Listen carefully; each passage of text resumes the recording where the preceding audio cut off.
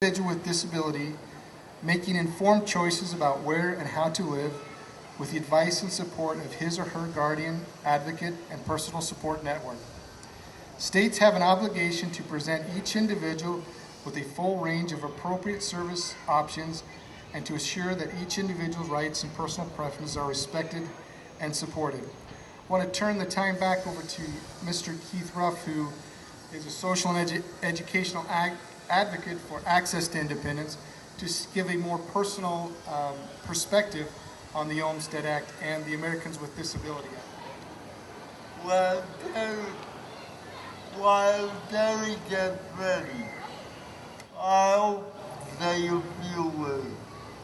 I was born well before ADA was even conceived of, and I know my relatives went through a lot of trouble getting me through school and getting a job and actual housing. We have a law now, but the law is only as good as the people who it protects. If they don't get out there and work for their rights, a law is only a piece of paper. If people don't put that law into effect, it's going to be. There'll always be problems. Terry, what do you think? Oh, I agree absolutely, Keith. And, I think that we forget with the ADA how many areas it covers. In essence, the only reason that I was able to get from where I was at up here is because there's a ramp over there. Yeah. Before ADA, I'd be sitting down there. We didn't get in buildings. Before the ADA, we didn't get through doorways. Before the ADA, we couldn't reach light switches. We couldn't use drinking fountains. I mean, we're talking the basics. That's how far ADA has changed things.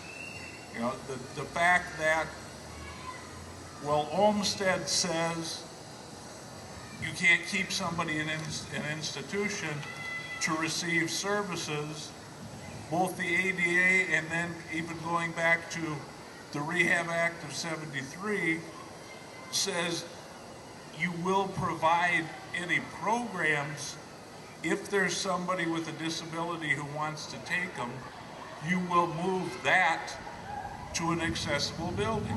If you want to take an adult education class, if it's on the third floor of a building with steps, they have to move that class to some place you can get in it.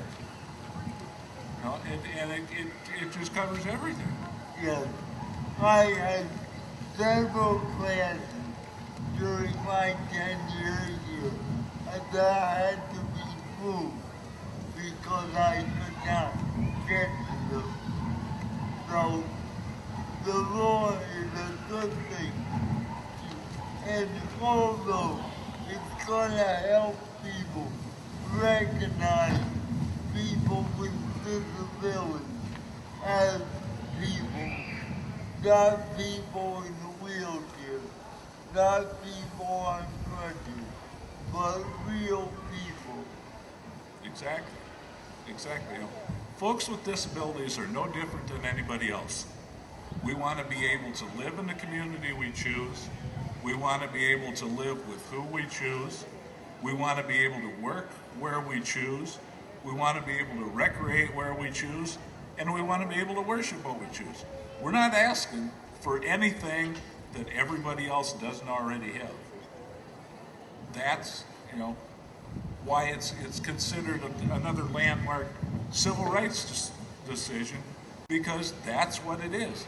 It's not a disability rights decision, it's a civil rights decision. And the number one thing that Jerry and I both agree on, we're looking for respect. if people can't respect me because I have a disability, then they're not worth my talking to, period. Yeah. Yeah. And you know, there's a lot that needs to go on that's just education and awareness. For the most part, everybody growing up knew at least one person with a disability. Well, people being people, they then placed whatever limitations or abilities that person had on every other disabled person they've ever met in their life. You know? And apparently, a lot of folks grew up knowing deaf people because it's amazing the number of supposedly able-bodied folks who think they cure all disabilities if they yell at you. Yeah. I I never have been yelled at so much in my life, and I got into the good habit of going, I can hear you. You don't need to yell. I don't know why people think if they yell at somebody, they're gonna understand it more than if they talk in a normal tone of voice. Or talk very slowly Yeah. so we can understand what they're saying. I did that too. But again, it's about just leveling the field, giving everybody a chance. Say, we're not asking for anything more than anybody else has. I think one of the things that I know Keith stresses a lot that we need to is we need some of the young whippersnappers to step up. Yeah. Because us old farts like Keith and I have been doing this a long, long time, and we're just not nearly as young as we used to be, and probably, which is probably a good thing. But we also can't do some of the stupid things we did when we were young to get people's attention. Aisles in stores. I found out the quickest way to educate them that they need to make the aisles quicker is to go through aisles and knock over 6 or 7 racks. Pull a couple racks behind you. You'd be amazed how quick they're there and question whether, was that aisle just a little too narrow? No, I'm just having fun here. But, that's the shock value.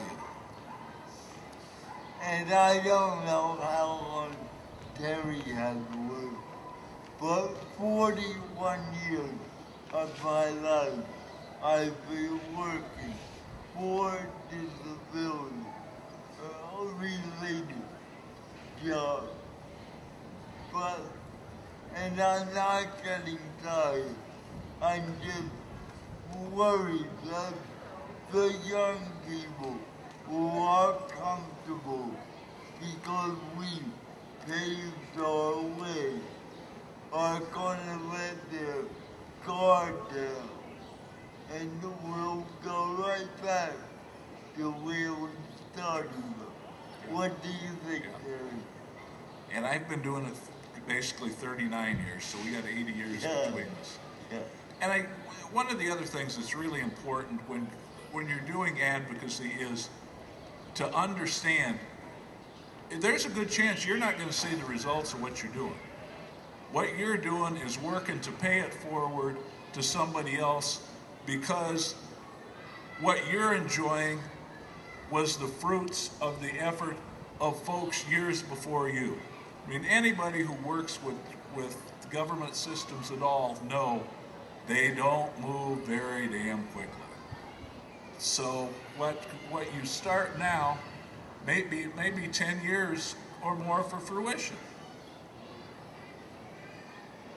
Yes. And what I like to tell parents of people who have young disabilities, let them grow, let them try, give them the benefit of